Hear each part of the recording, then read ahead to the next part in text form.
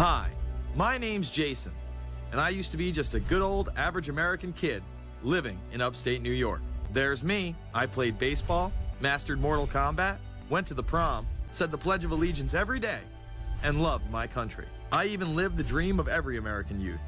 College. Sure, it was a state school, but it also happened to be a party town. Great times all around, right? Well, sort of. I still had to work hard as a pizza guy to make it, and of course there was school. I had to figure out the computer graphics programs I was working with, as well as attend classes I didn't care about. I certainly didn't know much about geopolitics. Then 9/11 happened and everything changed. I was pissed. How dare the Muslim extremists massacre all those people? But was it all true? Prior to the invasion of Iraq, something didn't seem right. I then did a startling thing. I actually took a look at what happened that terrible September day. What I found horrified and angered me to such an extent that I took action. We were lied to, and lied to big time. Before I knew it, I went from a normal college student to the political guy at the party to one of the guys that brought you the first internet blockbuster, Loose Change. The film would not only change my life, but countless others as well. So if you've ever seen Loose Change, the documentary about September 11th, conspiracy theorist documentary, it is riveting. Like, you watch it, and by the end, not even the end, 10 minutes in, you're like... You got your car packed, your head... You're just like, oh God, it's all true. So every place, there's questions coming from this documentary. And you don't have to believe everything in the documentary to still have questions come up. And you look back and you remember what you saw and what you were told, and now you have questions. We got the boogeyman out there. See, for many years it was communism, then it was the war on drugs, now it's the war on terror. All through our life, we've had to have a boogeyman. Loose Change took the truth about 9/11 into the mainstream with over 100 million views and allowed me to travel the country and even take on some of my detractors. The answer is no, they cannot. I think it's telling that every time you disagree with something, you call the people a liar. I'm not calling anybody a liar, sir. I'm calling you a liar because you are a liar. But if we were lied to about 9/11, then who was really behind it? A lot of people on the web were pointing towards the New World Order, but that was impossible. I mean, the Hulkster couldn't be involved, could he? So I set out to find out if a New World Order really existed. And if it did, what was it? Who was involved? And what were their goals? The very word secrecy is repugnant in a free and open society. And we are, as a people, inherently and historically opposed to secret societies, to secret oaths, and to secret proceedings. For we are opposed around the world by a monolithic and ruthless conspiracy. It is a system which has conscripted vast human and material resources into the building of a tightly knit, highly efficient machine. Its preparations are concealed, not published. Mistakes are buried, not headlined. Its dissenters are silenced, not praised.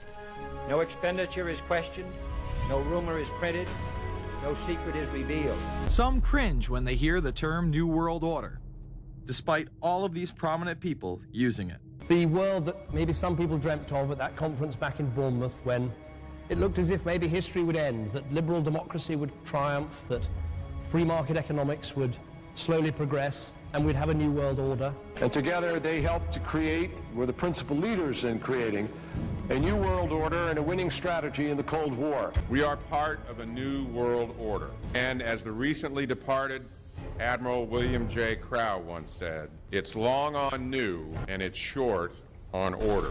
Walter Isaacson wrote a wonderful book about some of the wise men who helped shape the New World Order following the Second World War.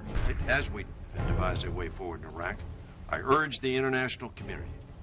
It was forged an experience of the most bitter and anguished kind. Out of it came a new Europe, a new world order, a new consensus as to how life should and could be lived. And just like that, it was gone.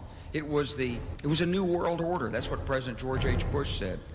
Harvard historian Francis Fukuyama pronounced the end of history. In fact, when it is used, that person is often dismissed out of hand because of the perception that it is nothing more than a conspiracy theory. Actually, the idea of global governance and a one world order has been around for centuries, and the term New World Order has been used frequently in recent history.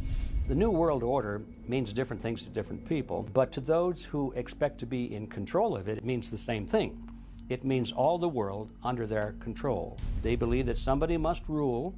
After all, people are too darn dumb to know how to rule themselves. They figured that that's their role.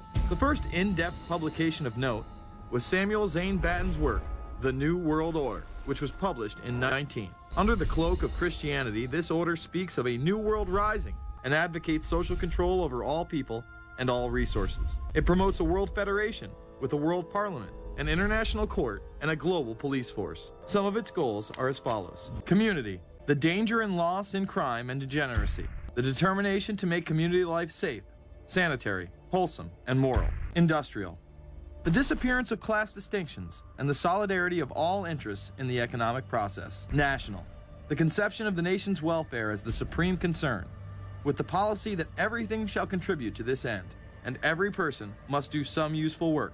International, the creation of an international mind with a world consciousness and a world patriotism, the destruction of every arbitrary power that can separately and of its single choice disturb the peace of the world. Well, government is good, right? It put an end to war.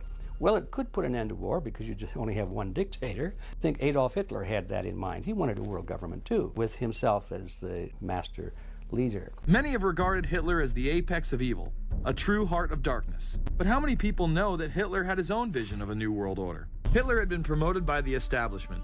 He graced the cover of Time magazine many times and was their Man of the Year twice. His vision was simple: unify Europe and then the world. The only real difference was that his order was racially motivated, instead of being based solely on religion. He even wrote a lesser-known follow-up to Mein Kampf in 1928 that many have dubbed My Order, or New World Order. President Roosevelt would condemn this order prior to World War II. Nazi forces openly seek to establish systems of government based on the regimentation of all human beings by a handful of individual rulers who seize power by force. Yes, these men and their hypnotized followers call this a new order. It is not new, and it is not order.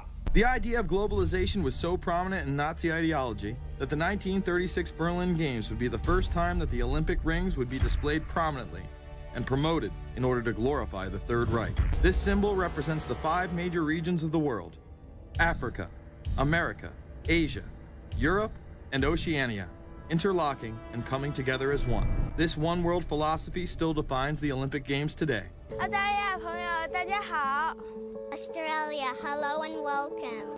One world, one dream. Hitler's methods of youth corps, concentration camps, eugenics, and military aggression were so visible to the rest of the world, he eventually failed. However, his vision of a new world order lived on. Author H.G. Wells, the man behind The Time Machine and War of the Worlds, would write about a planned world state in which there must be a common faith and law for mankind. In 1939, he would publish a full book on the matter called The New World Order. Wells again has a similar vision, stating that national individualism has to go and that sovereign states must end. He then goes on to write, in the great struggle to evoke westernized world socialism, contemporary governments may vanish. Perhaps his most chilling prediction is that countless people will hate the New World Order, be rendered unhappy by frustration and their passions and ambitions through its advent, and will die protesting against it, many of them quite gallant and graceful-looking people. Collectivism is that concept where individuals are considered to be discardable, and that the group is more important, and that the ultimate group, of course, is the state. And so it boils down eventually to the fact that the state is the all-important unit of society, and citizens exist only to serve the state. Other men of prominence would also promote a new world order during the 1960s, including industrialist and former New York governor Nelson Rockefeller. These are some of the reasons pressing us to lead vigorously towards the true building of a new world order. Rockefeller would also become vice president under Gerald Ford. Religious leader Pope Paul VI, delegates to international organizations, public officials, gentlemen of the press, teachers and educators, all of you must realize that you have your part to play in the construction of a new world order, as well as former President Richard Nixon. And the hope that each of us has to build a new world order. However, Nixon was largely a mouthpiece for his most dominant advisor, Secretary of State Henry Kissinger. Kissinger may be the most vocal proponent for a new world order of his era. He has called for it time and time again, in policy papers, meetings, and interviews. Time magazine recognized both Nixon and Kissinger as Men of the Year after announcing their new world order in China. However, they were working on it long before, In these once classified documents, they both discuss the new order with the president of Indonesia. Mainstream media was even critical of Kissinger's vision in the early 70s. In ragged, spasmodic fashion, a new world order is coming into being, but it looks less and less like the world order that Mr. Kissinger had constructed in his own mind. Kissinger's New World Order would fall under the radar for some time. However, it saw a vast revival during the first Bush administration. Here is Brent Scowcroft, former vice chairman of Kissinger Associates and former national security advisor under both Ford and Bush Sr., as he discusses the New World Order. Looking at the subtitle this morning, "Are we ready for the New World Order?" gives me something of the shudders. That phrase, New World Order, I'm afraid I'm partly responsible for resurrecting. To me, what that symbolized was perhaps a fundamental change in the character of our response to national security issues. Here, Charlie Rose asked Scowcroft, Kissinger, and former national security advisor Zbigniew Brzezinski if we are living in a new world order. Where are we as we think about this time in American foreign policy? Are we at a special moment which is being redefined? Are we creating a new world order? We're at a moment when the international system is in a period of change like we haven't seen for several hundred years. In some parts of the world, the nation state on which the existing international system was based is either giving up its traditional aspects, like in Europe, or as in the Middle East. George H.W. Bush would campaign for a new world order like no other president before him. He would openly discuss it during his State of the Union address. What is at stake is more than one small country. It is a big idea, a new world order, where diverse nations are drawn together in common cause to achieve the universal aspirations of mankind. Again, a unified Europe was a major goal in creating this order. With few exceptions, the world now stands as one. A year and a half ago, in Germany, I said that our goal was a Europe whole and free. Tonight, Germany is united. Europe has become whole and free. The world can therefore seize this opportunity to fulfill the long-held promise of a new world order. We can find meaning and reward by serving some higher purpose than ourselves, a shining purpose, the illumination of 1,000 points of light. Bush Sr. and his administration would tour and promote this agenda across the board at any given opportunity. The president has spoken often of a new world order. And we have an unprecedented opportunity to build a new era of peace and prosperity here and abroad, to build a new world order. It's my understanding, I think that the president, and I don't know the context of how it came up in his speech last night in New York, said that China must be a part of the new world order. Guess I would like to ask you how you envision China fitting into the new world order. It is a country that we are going to have relationships with by virtue of its geopolitical importance.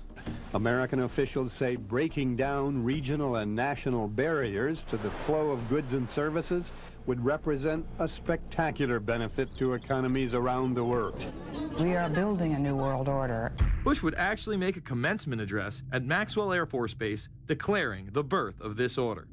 And that's why I wanted to speak to you today about the new world taking shape around us, about the prospects for a new world order now within our reach. In the coming weeks, I'll be talking in some detail about the possibility of a new world order emerging after the Cold War. But today, I want to discuss another aspect of that order. You see, as the Cold War drew to an end, we saw the possibilities of a new order in which nations work together. It refers to new ways of working with other nations to deter aggression and to achieve stability.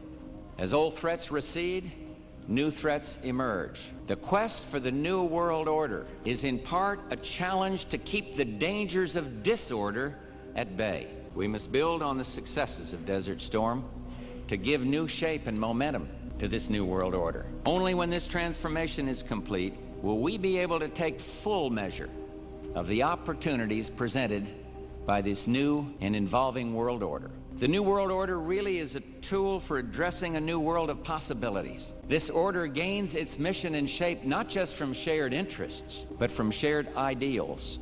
After the Gulf War had ended, Bush was so obsessed with the idea of a new world order that he had a series of Glocks imprinted with the term that he would give to members of his administration, including Colin Powell, Brent Scowcroft, Dick Cheney, and General Norman Schwarzkopf. Cheney would even approve policy papers regarding the New World Order. Defense Secretary Dick Cheney has approved a revised draft of a policy document on the New World Order. The Pentagon is backing off a controversial earlier draft and has abandoned a one superpower strategy. The final document puts more emphasis on international alliances and organizations. This would become an unprecedented time period for people all over the globe to discuss at length what the New World Order meant to them. People within the media. Does anybody want to talk about the New World Order? Is there a New World Order out there, or is this a vision that exists in the... He does have his vision, there's no doubt about that. But does that exist in the president's mind, or does it exist out there in reality? This president sees this episode as the first test case, as the first example for the New World Order he is trying to organize. Some people have called it the New World Disorder, and there's a lot of truth to that. University and institutional chairs. I mean, we're talking New World Order at Georgetown, and we'd like to be very much a part of it and continue to live. This is a world that is likely to be dominated in the near future, and perhaps longer, by the Gulf War and the New World Order, which is the buzzword of the moment.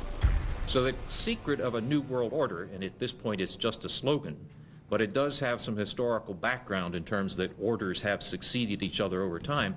The secret of this is to learn how to use coalitions. We are effective in the United Nations. People within government. George Bush has invoked a New World Order without enunciating a new American purpose. The president has still failed to articulate clear goals for our nation's foreign policy in this new age. I find the term New World Order very revolting, and just not only historically but politically today.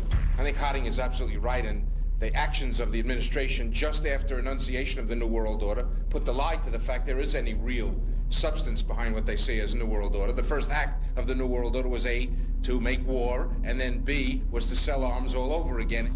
Is there a New World Order?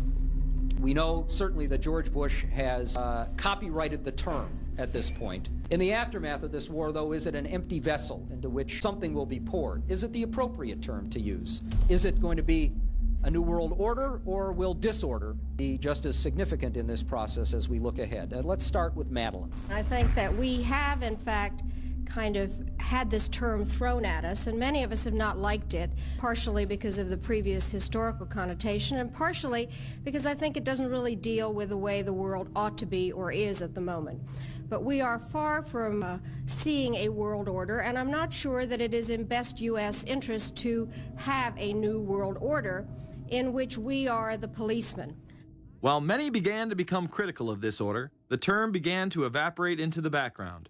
We are very skeptical of an international order if we are not sure how the rules will be made, because thus far the international order has been made with rules that we had no input into and that affect us, and even when on the few occasions when the rules will seem to favor us, then they get changed. A unipolar world, a world of one superpower, may be quite dangerous for us. The New World Order under the United Nations would mean, among other things, an end to our God-given rights given us and secured by the Constitution.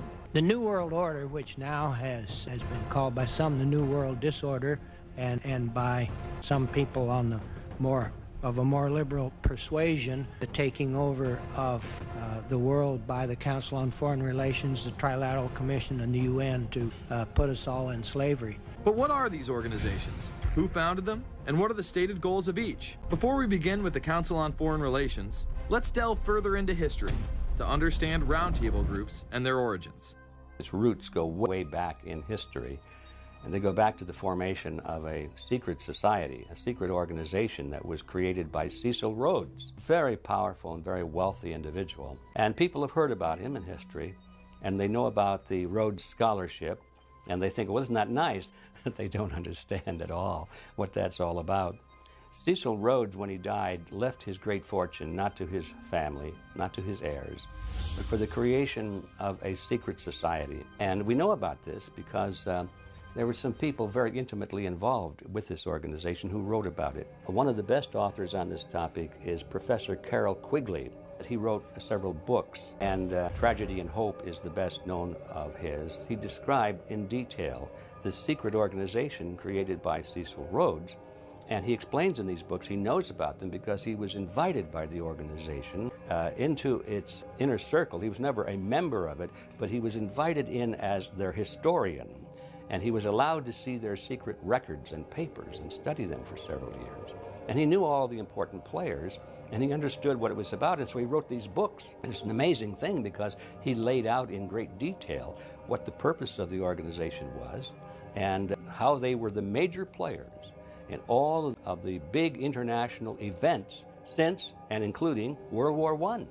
The bottom line is that you take the roots of that organization and you find out that they created in all of the British dependencies what they call roundtable groups. And then around those little roundtable groups, they created front groups. And the purpose of these front groups and roundtable groups was to penetrate into the governments of all of these different countries, to penetrate into the media centers, to penetrate into the educational systems. In other words, to penetrate into the social fabric, the power centers of society, and literally take them over from the inside without anybody being aware that they were controlling influence. After World War I, the International League of Nations arose as a precursor to the United Nations in 1919, under what seemed to be the vision of President Woodrow Wilson and his 14 points. The League of Nations was the first attempt at the New World Order, the first attempt at a global government based on the model of collectivism. And it was the brainchild of the elitists, the ancestors of the very people who are still working on this project. They're collectivists, the very wealthy people. They're the ones in this country who dominated the powerful tax-exempt foundations, like the Carnegie Endowment Fund for International Peace, the Rockefeller Funds, Ford Foundation, and groups like that. These people were on record, even way back then, that they had to have a new world government, and they dreamed of that being embodied in the League of Nations. And they were solidly behind it. And that was one of the reasons those people encouraged the United States into World War I, was because of the crisis of World War I, and that would also condition Americans to thinking of making big changes in their system, because we certainly don't want another war like that, do we? There's that fear angle again. And they thought, well, by being in World War I, then we would be a major participant at the table to carve up the world and create a new world government. And that was to be the League of Nations. Well, what happened to it is that the American people didn't really go for it. Wilson was aware of the elite and their control over society. In his book, The New Freedom, published in 1913, he discussed such a group. Since I entered politics, I have chiefly had men's views confided to me privately. Some of the biggest men in the United States, in the field of commerce and manufacture, are afraid of something. They know that there is a power somewhere so organized, so subtle, so watchful, so interlocked, so complete, so pervasive, that they better not speak above their breath when they speak in condemnation of it. Ultimately, this insight did not spare him from becoming yet another puppet of the global elite. You're watching Invisible Empire, A New World Order Defined. I'm Alex Jones, the producer of this film. I have produced 5 of the top 10 films in internet history, whether it's Loose Change Final Cut, Endgame, The Obama Deception, or Fall of the Republic. Yes, we've made informative, well-documented films, but the real credit for the success of these documentaries lies with you, the viewers. My friends, Invisible Empire is so important for people that need a crash course in the history of the ruling class and what this establishment is setting up. Please support the filmmakers so we can make future documentaries. Visit Infowars.com. Purchase the high-quality hard case DVD that has over 30 minutes of expanded extras. Make copies of that because it's the best quality available. Give it to everyone you know. Have public showings, whether it's the library, a local theater, or your home. Get it out to everyone you know. Get a PrisonPlanet.tv membership. Download all my films in high quality. Burn them to disk and give them to everyone in your community. If we expose the globalist, there's no way they can carry out their hellish plan. The destiny of this film is in your hands. You've made our previous films incredible successes. I'm counting on you now. So again, Infowars.com to get the DVD, or call toll-free 888-25-3139, or see them all in incredible high quality at PrisonPlanet.tv. The ball is in your court. PrisonPlanet.tv is a better tool than ever in the info war. Over 6 years of my radio and TV shows, all my films in super high quality, my book, Paul Watson's book, all there, 15 cents a day.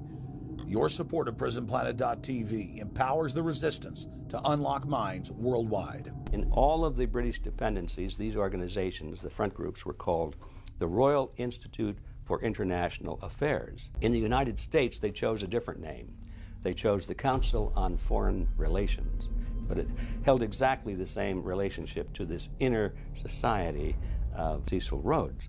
Among the charter members were W. Averill Harriman of Union Banking, then President of the United States Woodrow Wilson's main advisor, Colonel Edward Mendell House, John D. Rockefeller, the founder of Standard Oil, banking mogul J.P. Morgan, and prominent bankster Paul Warburg. Well, the Council on Foreign Relations exists today. It's probably the most powerful single organization in America.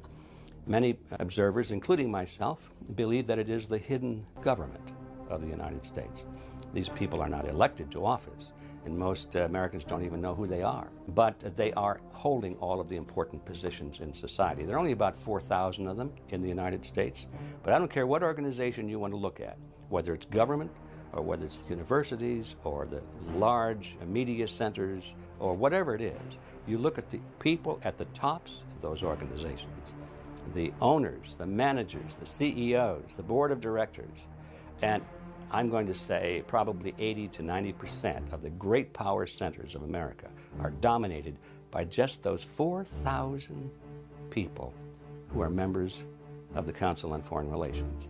Throughout its history, it would contain extremely influential and powerful individuals in finance, business, media, and politics. Former presidents of the United States include Richard Nixon, Gerald Ford, Jimmy Carter, and William Jefferson Clinton. Currently, Barack Obama claims not to be a member, but has spoken in front of the Council and has had his writings published in the Council's magazine, Foreign Affairs. It's been reported that you and your wife are in the globalist CFR, which is the Council on Foreign Relations. I'd like to know if that is true. Well, first of all, I'm not the Council on Foreign Relations. I don't know if I'm a official member. I've spoken there before. It basically is just a forum where a bunch of people talk about foreign policy. And so there's no official membership. I don't have a card or, a special handshake or anything like that. Now, why is that important? It's important because the avowed purpose of the Council on Foreign Relations is to create a new world order, a global government based on the model of collectivism. And that includes the elimination of the United States as a sovereign nation. That's why it's important. The people running this country are determined to destroy it. The Council was heavily criticized during the 1980s for being an organization hell-bent on destroying national sovereignty in favor of a world government. So many of its members hid their association with the organization. Dick Cheney had this to say in response to a question by David Rockefeller, who became the CFR's youngest director in 1949 and was chairman of the board from 1970 to 1985. He remains an honorary chairman to this day. It's good to be back at the Council on Foreign Relations. As Pete mentioned, I've been a member for a long time and was actually a director for some period of time. I never mentioned that when I was campaigning for re-election back home in Wyoming. Now, you are the president of the Council on Foreign Relations, all right? Yes, sir. You guys toy with countries of the world like toys, don't you? You're like the Illuminati, you're the Masons, you control everything, don't you? That's the rap on you guys. What's so interesting now, though, is who's on the chessboard. It's the toys, if you will, are a lot more than states. Notice that Mr. Haas does not deny that the CFR has massive control over the geopolitical arena, and instead tries to focus on the separate entities outside of nation-states. Current Secretary of State Hillary Clinton also reveals the importance of the CFR here. But it's good to have an outpost of the Council right here down the street from the State Department. We get a lot of advice from the Council, so this will mean I won't have as far to go. Be told what we should be doing and how we should think about the future. You have these private groups that are run and created by the elite, by the ultra-rich, wealthy families that have been manipulating global markets from behind the scenes for generations.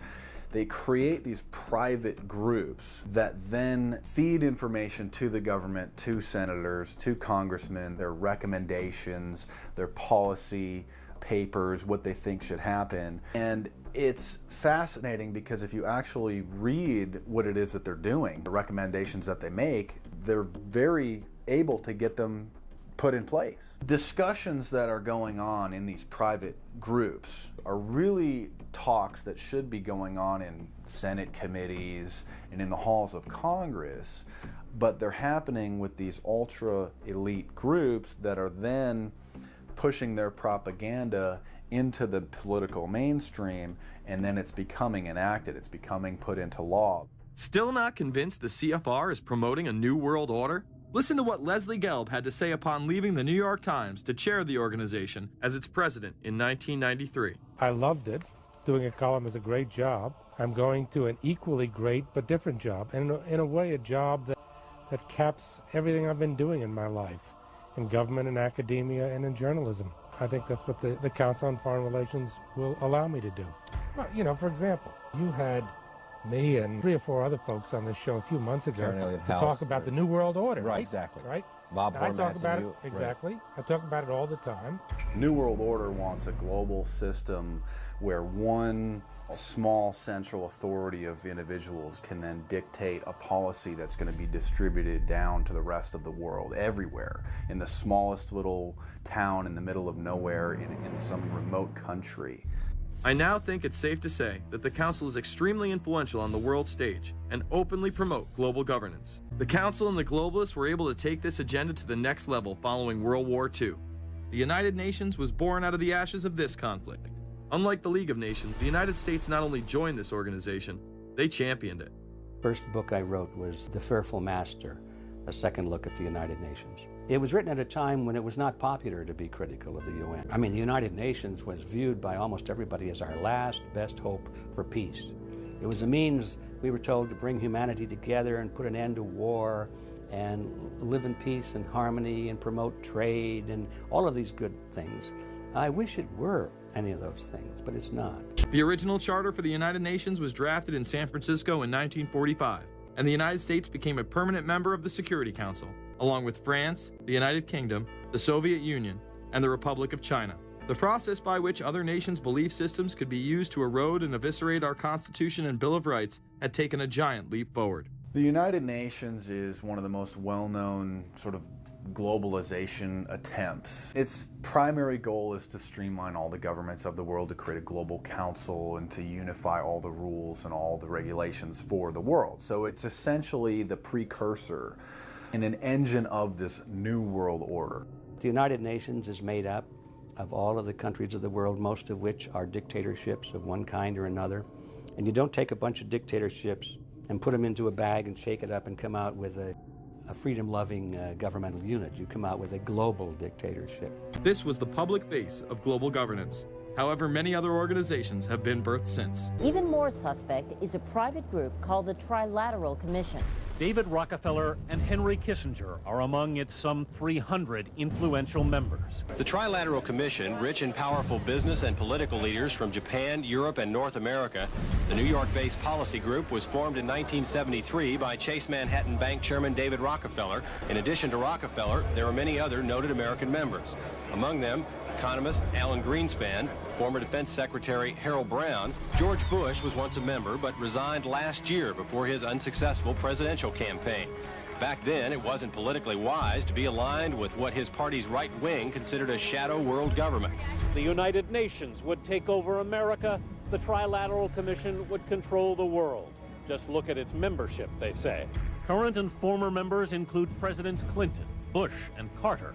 Names like Brzezinski, Christopher, Kissinger, and Schultz, and top executives of ITT, Xerox, Exxon, and Nations Bank. Although this group with only 300 members seems to be at the apex of the power structure, there is yet another group formed in 1954 that is even smaller in number and has a greater influence on world events. Meet the Bilderberg Group. This elite group meet annually around the globe. There is a core group of members who have attended every year for decades, such as David Rockefeller, Henry Kissinger, and Queen Beatrix of the Netherlands. These members invite others who are politically and socially relevant at the time. Each year, around 140 people are in attendance. Real quick, I asked Hillary this question. You attended the meeting. I happened to be in Europe then on my way to Russia. I was invited to go to Bilderberg by Vernon Jordan, a friend of mine and a genuine hero of the civil rights movement.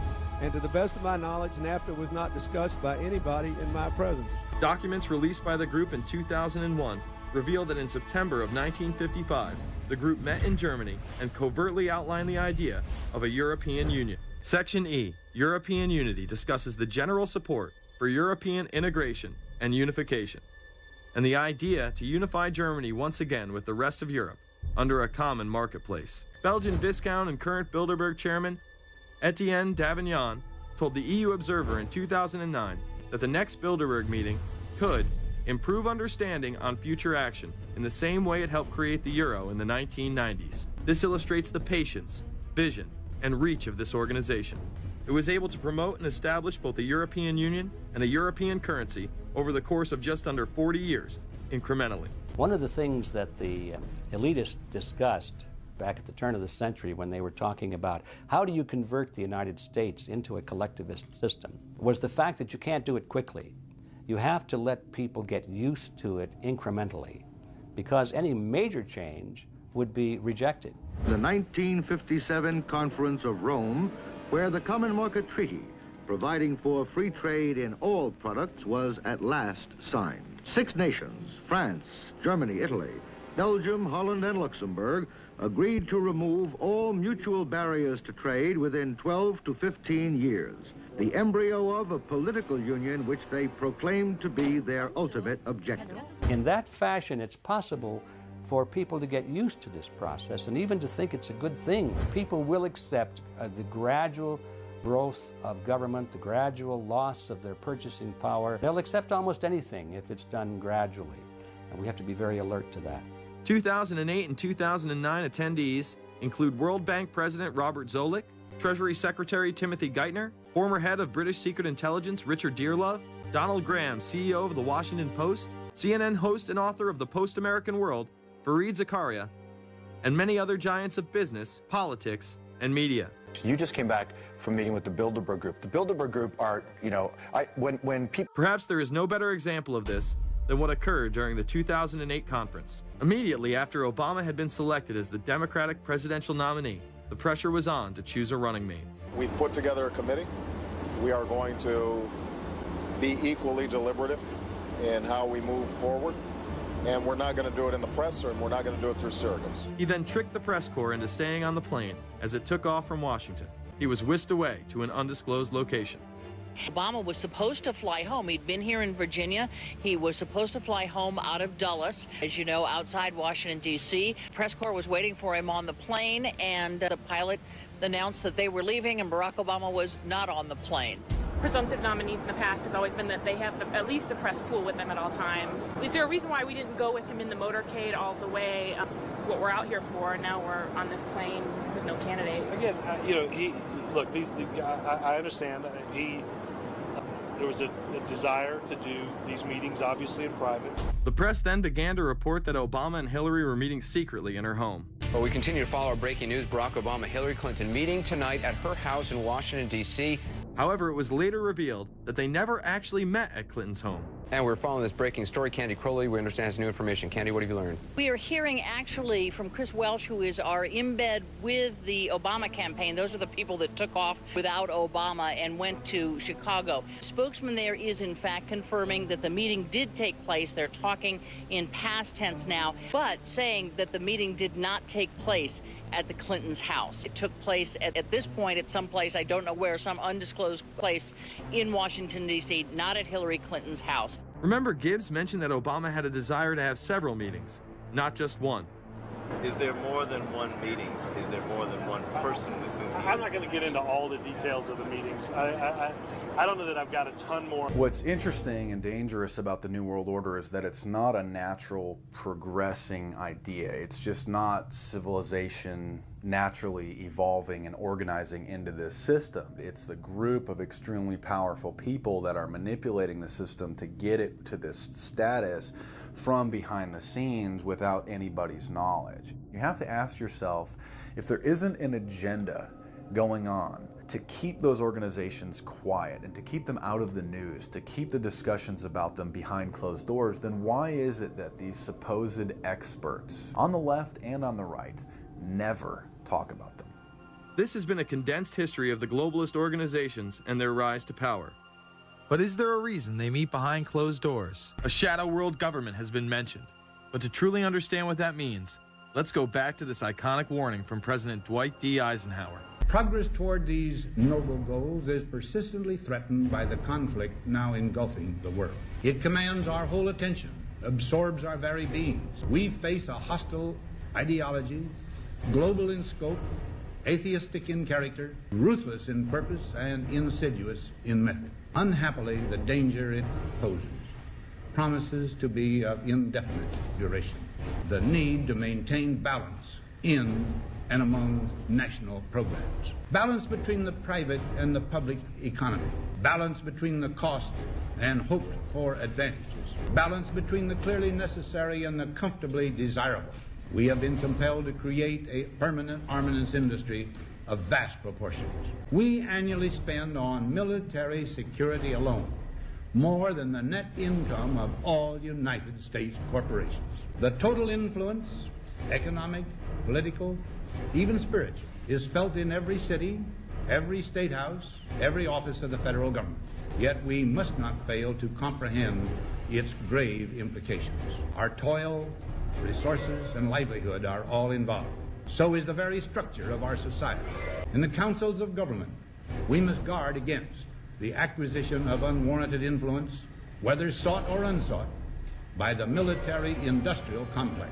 The potential for the disastrous rise of misplaced power exists and will persist. America went into a major mobilization, revived its defense industries, and we saw the civilian economy of America more and more skewed through the 50s. Already in Eisenhower's time, he could see it coming, that you were getting a larger and larger defense military component of the economy, which, unlike the rest of the economy, was very centrally organized about lobbying for more and more new weapons. It was the political skills of this military-industrial complex, which I think Eisenhower was really warning us about, and rightly. There is a military-industrial complex.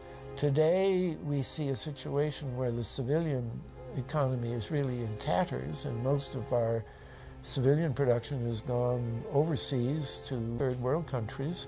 What do we export? Our biggest export practically is garbage, but apart from garbage, we export military equipment. We have a special act which subsidizes, makes it possible for countries abroad to buy our armaments because it's too expensive to produce them for one country only. So we have become a very efficient military-industrial complex, but the civilian economy is only a ghost of what it used to be. And this has terrible consequences for democracy because it means that the power of this lobby is now sort of dominating what goes on in Washington. Through multinational corporations, global intelligence networks, out-of-control banksters, all under the veil of national security and black operations, the global elite have consolidated power on a massive scale over the last several decades. You see, global corporations not only fund and develop large technological and military projects here and abroad, they also own the consumer industry and production, as well as all of the important media. By owning the vast majority of what we hear and see on a daily basis, we have been manipulated on a mass scale as to regards to what we believe and desire, both socially and politically. Edward Bernays, the nephew of world-famous psychoanalyst Sigmund Freud, would study group dynamics and become the father of public relations. He authored the book Propaganda in 1928. In it, he described how to intelligently and consciously manipulate the habits and opinions of the masses within a democratic society. He went on to state that those who harness this unseen mechanism of society constitute an invisible government and are the true ruling power. It is they who pull the wires which control the public mind. who harness old social forces and contrive new ways to bind and guide the world. The average American is distracted, mindless, worried about minuscule things, celebrities, as if it was their own family members. And this is by design, because the powers that be, who own the media, know how our brains work. They know scientifically how the human mind functions. They know about sociology, and they are using the media, and have used the media for decades now, to entertain by accident. This is to keep us out of the way. Because if you're worried about the latest celebrity death, or the latest celebrity couple, or the celebrity breakup, or your sports team having a shot at the Super Bowl or the World Series, there's so much information about those issues that can be discussed that will mesmerize people, and they won't know or care about the real issues that are out there. Well, I think this is just one more piece of evidence of the degree to which the media, supposedly the watchdogs, has become the gatekeeper of the system. Mainstream media are, first of all, nearly all of them corporations, nearly all of them now publicly held, part of the whole Wall Street financial system that they're supposed to report about objectively, but they can't. Right now, in October of 2009, they are celebrating the recovery of the biggest banks in New York and saying that the recession is over. Of course, there are a few problems, like foreclosures are going on, unemployment is rising. All of this is affecting the American people, but it's not affecting the financial elite who also control the media. Bernays successfully identified the invisible empire which controlled the minds of men. So as the populace is mesmerized and hypnotized by powerful behind-the-scenes forces, as they are distracted by the latest celebrity scandal, the newest cell phone, and their favorite sports team, this network disguises itself, remaining in the shadows. Despite the elite utilizing Bernays' methods, in conjunction with the military-industrial complex they had erected, a modern arm of this organization was exposed in what came to be known as the Iran-Contra scandal. Essentially, black operations were not only caught dealing arms illegally and supporting South American dictators, but also smuggling drugs into the United States. Iran-Contra was really the merging of two different programs. The first one was support for the Contras, who were, let's face it, a force of terrorists in Nicaragua trying to overthrow the Sandinista government. They were being secretly supported by the CIA, and at the bottom of the whole thing was drugs. Iran-Contra was openly exposed by massive network coverage. How was it that in 3 years, a network Washington set up to run arms to the Contras wound up running cocaine into this country for the most vicious drug cartel in the world? At the same time, we were supposed to be fighting a war against drugs. With the full knowledge and assistance of both the DEA and CIA. Betzner says that in 1983, he flew weapons from Florida to El Salvador and drugs from Colombia to the Bahamas on the way back. In 1984, he says, he flew twice from Florida to Costa Rica and back. We could bring back our own cargo, and they would arrange it, or we could bring back their cargo without ever having to worry about interception, arrest, anything like this, that everything was taken care of. What kind of cargo were you talking about? Tolliver says he had 2 meetings with this man, CIA veteran Rafael Quintero. Then in March of 1986, he says he flew 14 tons of weapons down to Honduras, to this Contra resupply base set up by the CIA. We take off from Tegucigalpa, Honduras, and we leave. To? South Florida. Where in South Florida? We landed at Homestead Air Force Base. This is the plane Tolliver says he used. The plane traces to a company that had a State Department contract to fly humanitarian supplies to the Contras. In addition to that, 3 dozen sources confirm the basic scheme. We can now report that long before that operation began, there was another operation to provide guns for the Contras, which was also against the law. In this operation, Americans and Israelis provided arms to the Contras, and then the same network smuggled drugs into the United States. The operation was launched in spring of 1983 at Washington's request, with at least $20 million of Israeli government money later reimbursed, we're told, from U.S. covert operations funds. For about 5 years, people were flying arms into Iran, and most of them came from Israel. The Israelis purchased the weapons from Poland and Czechoslovakia and began shipping them secretly from Yugoslavia to Bolivia and then to Panama. The Israeli liaison man there, this man, Michael Harari, until recently a close aide to Panama's strongman, General Manuel Noriega. You'd bring the ship into Colombia, you would load drugs aboard it, and you would bring those drugs back to Panama with you. But bringing that stuff into the United States, that was something else. I've never been so thoroughly disgusted with myself in my life. This network would also be involved in the October surprise. We really can't understand that unless we understand the so-called October surprise in the 1980 election, which is, I think, unquestionably Republicans, including William Casey, who later became Reagan's head of the CIA, negotiated with the Iranians for them not to release the hostages which were being held in Iran to Carter, but to wait until Carter would